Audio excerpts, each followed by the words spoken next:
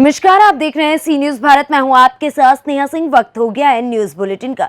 इस बुलेटिन में हम जानेंगे कि कहां मनरेगा में जेसीबी से काम कराकर मजदूरों की छीनी जा रही रोटी, कहां सरकारी स्कूल में पढ़ने की बजाय प्यून की भूमिका निभा रहे हैं छात्र। साथ ही हम जानेंगे कि कहां फिर चला प्रशासन का बुलडोजर और 1 दर्जन पक्की दुकानों को जेसीबी मशीन से किया गया जमींदोज। ऐसी तमाम खबरों पर विस्तार से करेंगे चर्चा। तो चलिए शुरू करते हैं खबरों का सिलसिला।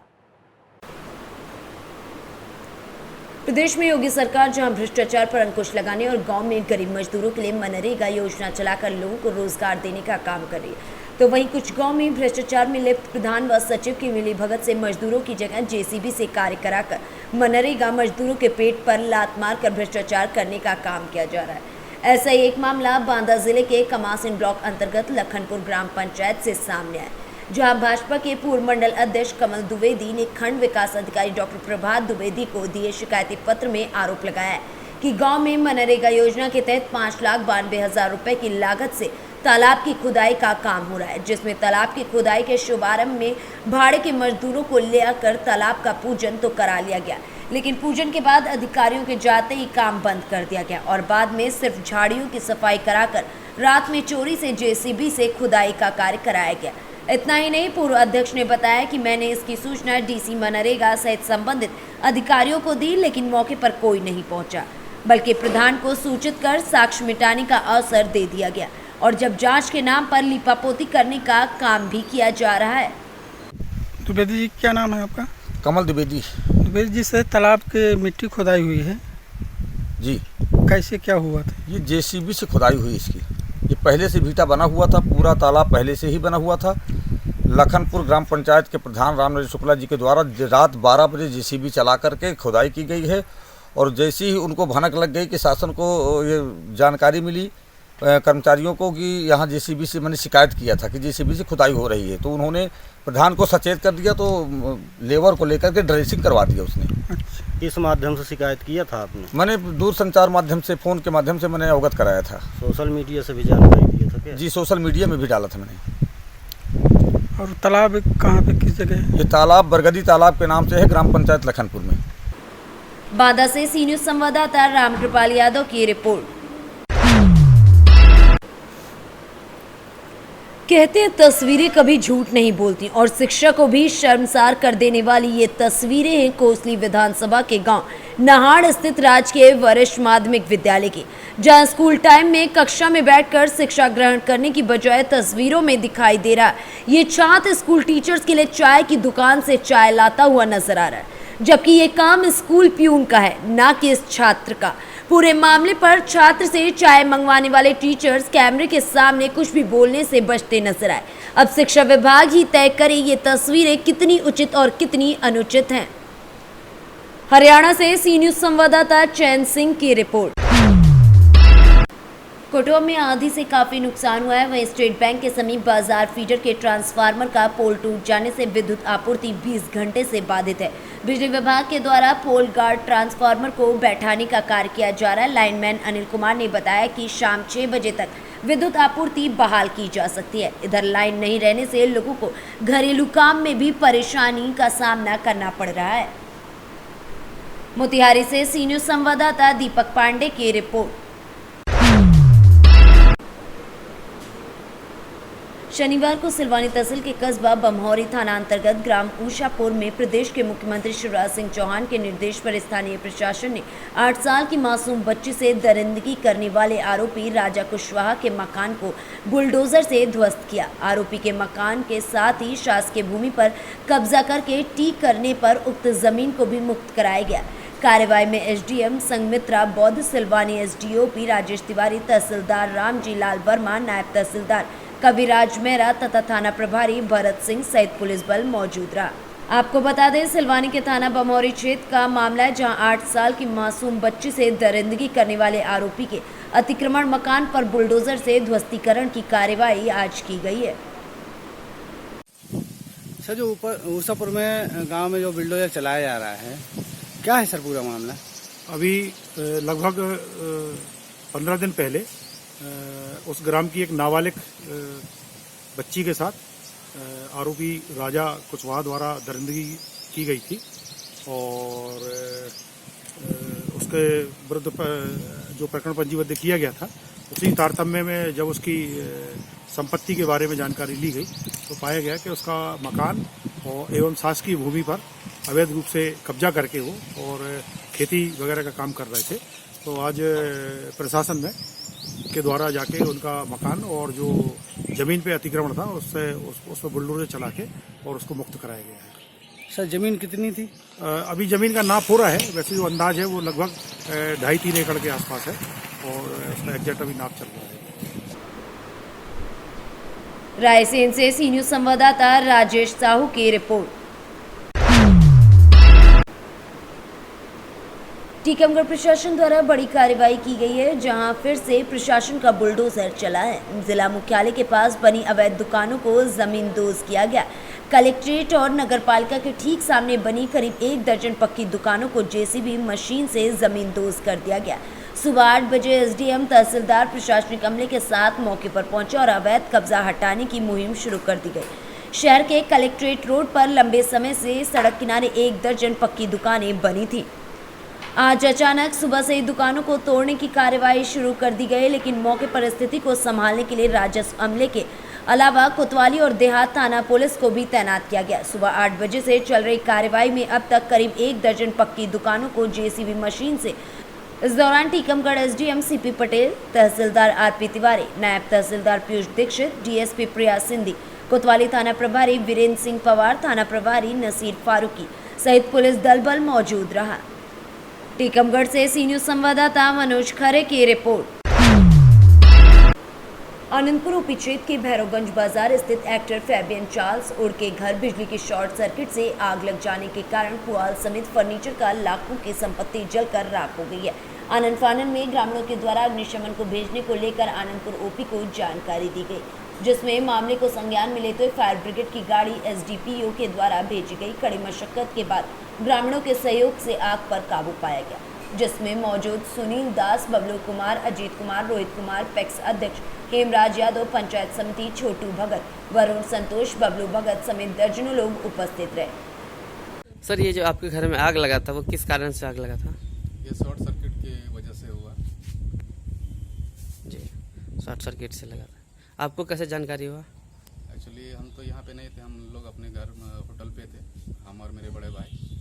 और वो यहाँ से मेरे घर वालों ने फ़ोन किया, गांव वालों ने फ़ोन किया कि आपके घर में ऐसा आग लग गया है। जी। जो हम आए और आए तो जितना ग्रामीण लोग थे वो लोग सारे सहयोग किए। थाना पुलिस वाले जितने थे, थाना वाले लोग भी आए। हमारे प्रेमचंद सिंह जी भी आए थे। अग्निशामक यंत्र वगैरह वाले जितने लोग थे, सारे लोगों ने आके सहयोग किया। प्रशासन वगैरह सारे लोग, गांव के सारे लोगों ने सहयोग किया। क्या क्या जले सर इसमें आपके? इसमें फर्नीचर का सामान वगैरह था और कुछ चीज़ें हम लोग जैसे बना के रखे थे वो बनने वाला था, कुछ लकड़ियाँ थी, वो सारा चीज़ वो सब जला है। इसमें कितने का संपत्ति का नुकसान हुआ सर? वही 1.5 से 2 लाख के आसपास का नुकसान हुआ है।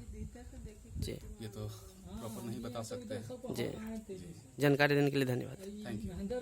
मेरा नाम फेबियन चार्ल्स हुआ। घर सर? घर भैरवगंज, पोस्ट जो है भैरवगंज, थाना चांदन। जी, जानकारी देने के लिए धन्यवाद सर। बांका से सी न्यूज संवाददाता सरोज कुमार की रिपोर्ट। मध्य प्रदेश के गृह मंत्री डॉक्टर नरोत्तम मिश्रा शनिवार दोपहर दतिया पहुंचे, जहां जिला चिकित्सालय नवीन एम्बुलेंस वाहन संचालन लोकार्पण कार्यक्रम में वो शामिल हुए एवं एम्बुलेंस ड्राइविंग सीट पर स्वयं बैठते। तत्पश्चात हरी झंडी दिखाकर एम्बुलेंस को उन्होंने रवाना किया। प्राप्त जानकारी के अनुसार जिला चिकित्सालय में लंबे समय से 108 एम्बुलेंस की कमी चली आ रही थी, जिसे गृह मंत्री डॉक्टर नरोत्तम मिश्रा ने हरी झंडी दिखाकर पूरा किया। इस कार्यक्रम के दौरान गृह मंत्री डॉक्टर नरोत्तम मिश्रा ने 4 मई को होने वाले पीताम्बरा जयंती को लेकर भी लोगों को संबोधित किया। अपन को उस रथ में स्पर्श करके पुण्य का भाग अपन सबको होना है। 5 बजे वो रथ यात्रा को माननीय मुख्यमंत्री जी और हमारे ट्रस्ट की अध्यक्ष पूर्व मुख्यमंत्री वसुंधरा जी उस रथ को धड़काएंगे। फिर वो धीरे धीरे रथ जो भी इतना बनाया हुआ कलेक्टर साहब ने, पता नहीं कलेक्टर साहब ने क्यों नहीं कही आज ये वाली बात।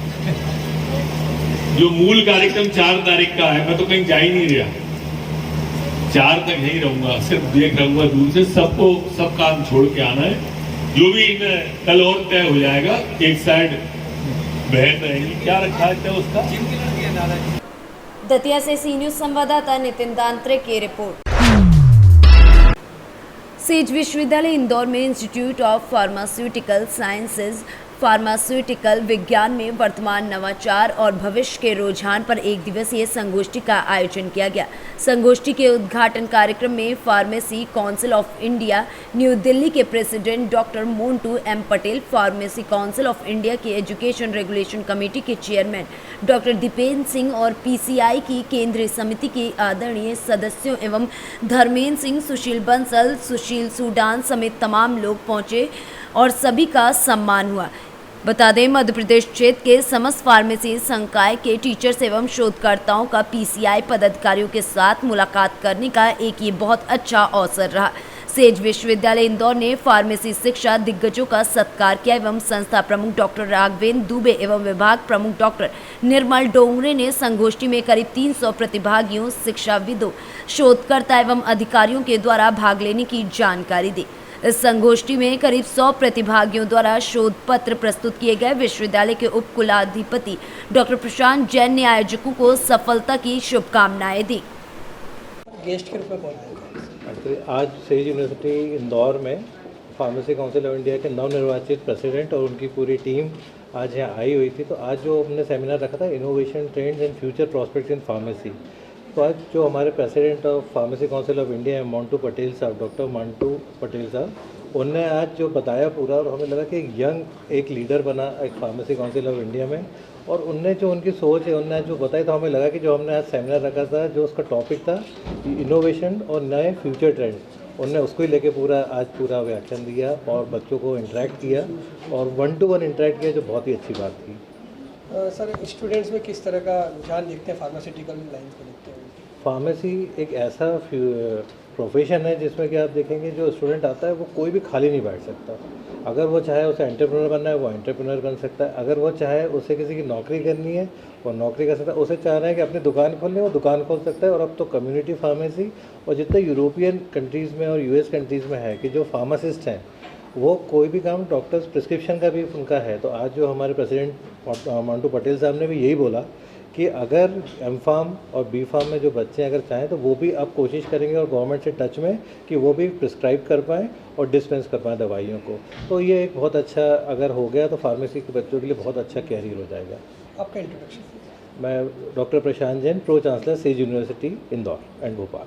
इस सब्जेक्ट को लेकर किया गया था और आपके क्या विचार है? सेज यूनिवर्सिटी में आज recent innovation in pharmaceutical sectors and current trends of pharmaceutical sector के लिए एक वेबिनार था, ऑनलाइन सेमिनार था और ऑफलाइन भी था। तो आज हमारे फार्मेसी काउंसिल इंडिया के मेंबर भी इधर हाजिर थे और मैं एज ए प्रेसिडेंट भी हाजिर था। तो अभी जो फार्मास्यूटिकल सेक्टर में रिसेंट ट्रेंड्स है, जैसे मेडिकल डिवाइस का रोल हो गया, फिर बहुत सारे जो फार्मडी ग्रेजुएट हैं उनका फार्माको विजिलेंस में रोल हो गया, और बहुत सारे जो कोरोना पेंडेमिक में हमने दवाई इंपोर्ट की, बहुत सारे मेडिकल डिवाइस इंपोर्ट किए, वो कैसे इंडिया में बनाए जाते हैं, कैसे उसको उत्पादन इधर हो जाए, मेक इन इंडिया का कॉन्सेप्ट अपने आदरणीय प्रधानमंत्री जी का उद्देश्य को सिद्ध किया जाए, उसके लिए आज का प्रोग्राम था। सर, फार्मेसी सेक्टर को लेकर क्या सोचते हैं? आगामी समय में किस तरह से ग्रोथ देख रहे हैं इसमें? फार्मास्यूटिकल सेक्टर का ऑलरेडी 2 डिजिट में ग्रोथ है और अन्य किसी सेक्टर का इतना ग्रोथ नहीं है। तो आने वाला जो समय है, जो Bharat pharmacy of the world बन गया है, अब आगे जाके फार्मासिस्ट ऑफ द वर्ल्ड बने, ऐसा हमारा प्रयास रहेगा। स्टूडेंट्स का रुझान बहुत अच्छा दिखाई दे रहा है, इसको लेकर क्या कहना चाहेंगे? किस तरह का मैसेज आप स्टूडेंट्स के लिए देंगे? स्टूडेंट के लिए एक ही मैसेज है हमारा कि जो भी रिसेंट, क्योंकि भारत अभी बहुत तेज़ी से बदल रहा है, बहुत सारे दवाइयाँ, बहुत सारे मेडिकल डिवाइस, बहुत सारे डिजीज़ नए आ रहे हैं और नई दवाई आ रही है। तो मुझे लगता है उसका रिसर्च और इनोवेशन में बहुत सारा उनको ध्यान देना चाहिए और उसमें ही आगे बढ़ना चाहिए। और बहुत सारी फार्मास्यूटिकल इंडस्ट्री भी इधर सेटअप कर रही है, बहुत सारे फॉरेन का फंड भी इंडिया में आ रहा है, तो उसमें भी हमको ध्यान देना चाहिए। कोरोना की 4th वेव दस्तक दे रही है, क्या कहना चाहेंगे? किस तरह से बचाव के लिए हमें आगे आना होगा? फार्मास्यूटिकल सेक्टर की बात करें तो फार्मासिस्ट का एक अहम रोल रहा है फर्स्ट वेव, सेकंड वेव और थर्ड वेव में। और बहुत सारी दवाइयाँ, आपको पता ही होगा कि सब सारे बिजनेस बंद थे, तो फार्मासिस्ट ने एक एक मास्क पे तहत एक मास्क पहनकर सारे पेशेंट की दवाई सप्लाई की थी। मैन्युफैक्चरिंग से लेके रिटेल केमिस्ट शॉप तक हमने दवाई सप्लाई की थी। अभी भी जितना भी प्रॉब्लम्स आएगा, जितनी भी पेंडेमिक सिचुएशन आएगी, उसमें हम हमारे फार्मासिस्ट भारत सरकार के लिए साथ में खड़े हैं। इंदौर से सी न्यूज़ संवाददाता सुरेश बैरागी की रिपोर्ट। पाटन प्रखंड के नवा जयपुर थाना अंतर्गत नवा खास किले के पास श्री रुद्र महायज्ञ सह शिव मंदिर प्राण प्रतिष्ठा का आयोजन किया गया, जिसमें सभी धर्म प्रेमी इस यज्ञ में पहुंचकर अपने पुण्य की भागी बने, जिससे अयोध्या से चलकर श्री ब्रह्मा श्री स्वामी अयोध्या महाराज एवं वृद्धा धाम से चलकर आ रही साध्वी लक्ष्मी रामायणी का आगमन होने जा रहा है, जिसमें साध्वी लक्ष्मी रामायणी अपने मुख अरविंद से प्रवचन संध्या 7 बजे से प्रतिदिन करेंगी। कार्यक्रम 2 मई 2022 दिन सोमवार से शुरू होगा, जहां पहले कलश यात्रा, मंडप प्रवेश और फिर पंचांग पूजन होगा। वहीं 3 मई 2022 को देव आगमन, वेदी पूजन, अग्नि स्थापना, जल अधिवास होगा। 4 मई 2022 को देव पूजन होगा। वहीं 5 मई को देव पूजन, मूर्ति स्थापना एवं नगर भ्रमण होगा। 6 मई को मूर्ति प्राण प्रतिष्ठा, हवन, भंडारा एवं यज्ञ की आहुति दी जाएगी। इसकी जानकारी यज्ञ कमेटी के अध्यक्ष अनिल प्रसाद, उपाध्यक्ष अजीत कुमार उर्फ दीपू, सचिव मनोज कुमार ने दी है। यहाँ उपस्थित हैं। एक कार्यक्रम है, यज्ञ के माध्यम से शिव जी का प्राण प्रतिष्ठान मंदिर में हो रहा है, इसीलिए अधिक से अधिक संख्या में आन करके जनतागण पुण्य का भागी बने। महायज्ञ का आयोजन किया जा रहा है। इसका 2 मई से 6 मई तक कार्यक्रम है। 2 मई का आपका कलश यात्रा और उसी दिन से यज्ञ प्रारंभ हो जाएगी।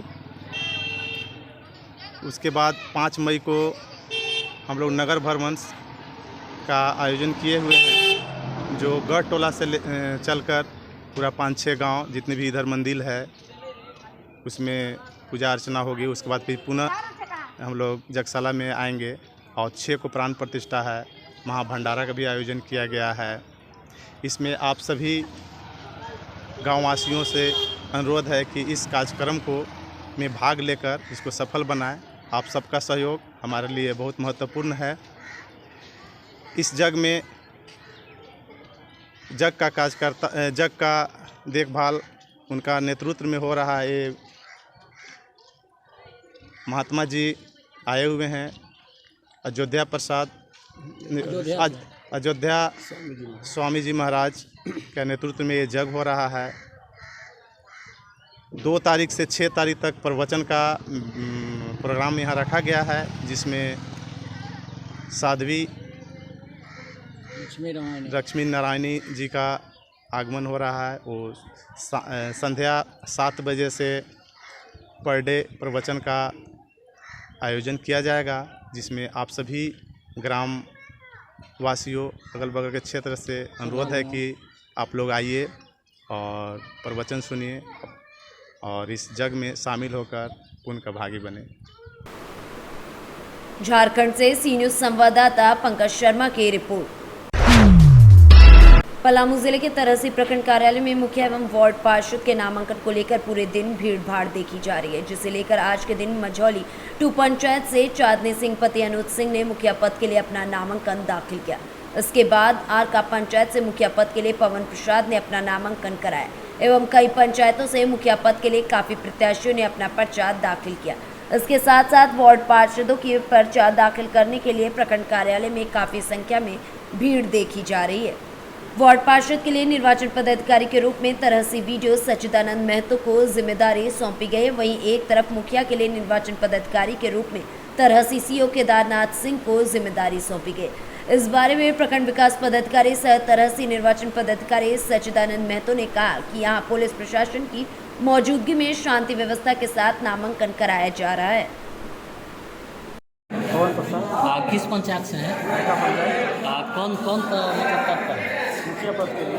आप बताइए कि चुनाव जीतने के बाद इतना बड़ा काफिला लेकर प्रखंड कार्यालय पहुँचे, क्या जनता को क्या भरोसा दिलाना चाहते हैं? जनता को भरोसा दिलाना है, जो कुछ पिछले दो टर्म से यानी 10 साल से जो जनता अपेक्षित हुए हैं उनको हर एक काम को मैं पूरा करूंगा और सरकार का हर एक विकास को हर एक पब्लिक के पास पहुंचाने का काम करूंगा।